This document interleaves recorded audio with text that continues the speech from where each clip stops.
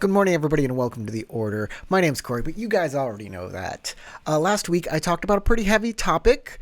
We were talking about media literacy, how to interpret your RPGs, the messages inside your RPGs. And I used an example. I used Legend of the Five Rings, and I talked about the caste system there, most notably the lowest of the caste system, and how it made me feel a little uncomfortable presenting it. And I asked the question of how I should present that or if I should. We got a lot of great comments from this.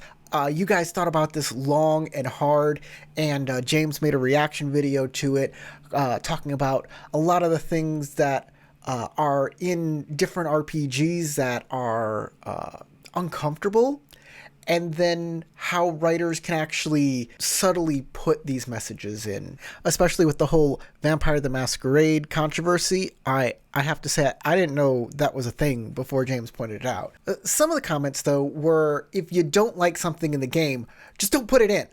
And I find this a little, boring of an answer, first off. I hate to say it, but yeah, this doesn't give me anything.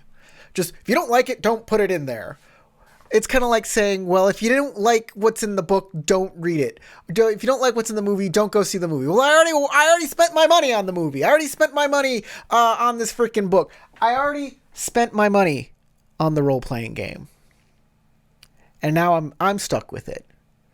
And you think, like, the only thing that matters is the players. But the author to the game master, that also matters to me. That's not saying Legend of the Five Rings is a bad game. The setting is great in a lot of respects. They do awesome things with equality of gender and sexuality. This version of L5R goes out of its way to try to be more inclusive, and it is appreciated. At least it's appreciated by me. That said, let's go back. Let's answer the question about whether we should put something in to our game, because that is the best. That's the best way to go here. I'm going to put up a chart. This chart here, if you've ever taken a communications course in school, a public speaking course, you're familiar with this. What this shows is the machinery of communication.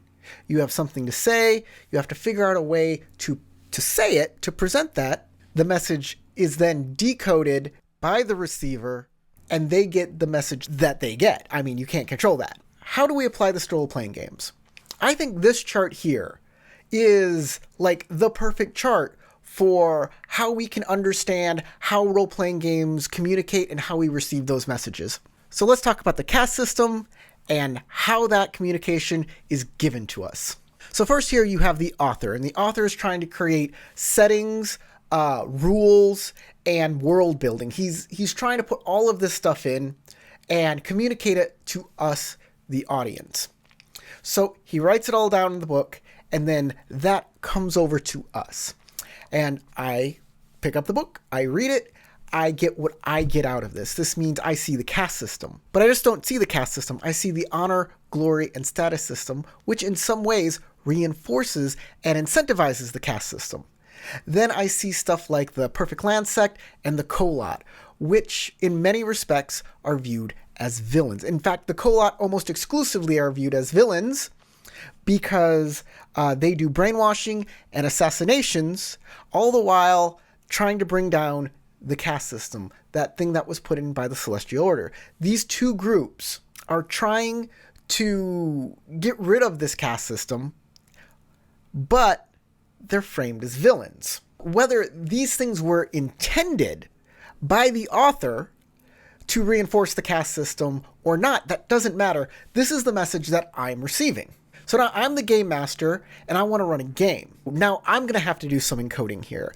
I'm going to have to figure out if I'm going to put the caste system in the game, what that entails if I put the caste system in the game. Is the game going to be about this? Is it going to be a background element?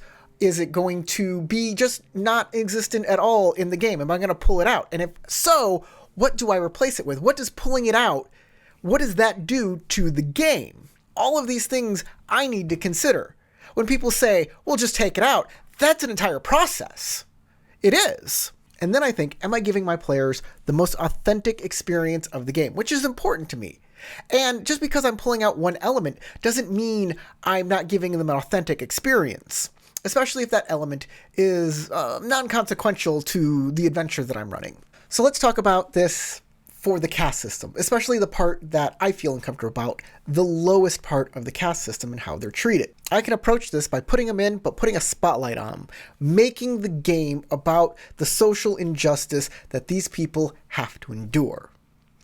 Alternatively, I could make it about the Kolot or the perfect land set, doing things to embolden these people, and maybe the PCs have to stop them for some reason.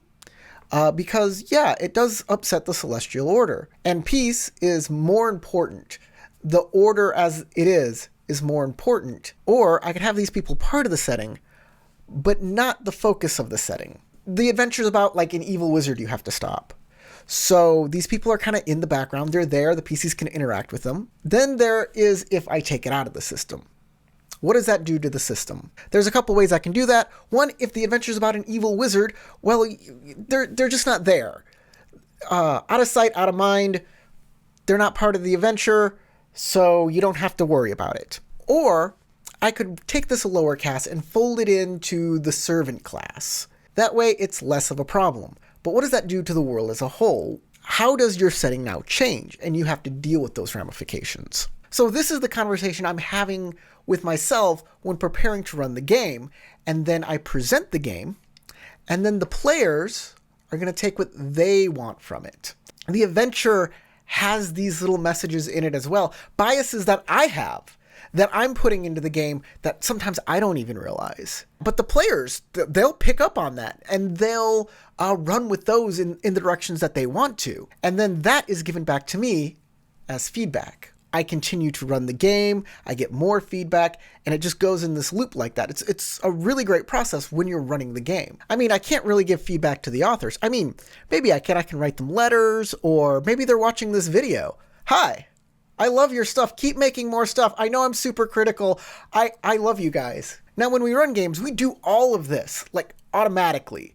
All of this machinery is there, it's all working, but we don't think about it. Just like when you're driving a car, you don't think about the pistons and the spark plugs and all of that while you're driving. It's machinery that's under the hood.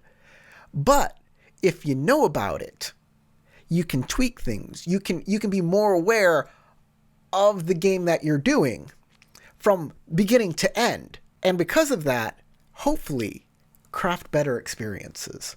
And that's what I'm about. I'm about, like, trying to perfect the craft. This hobby that I love. So this one was a bit more informative. What do you think of my new communications and RPG flow chart? Do you think it's a good chart? Do you think it's fundamentally flawed? Give me your thoughts. I'll see you next time. And remember to never stop gaining experience.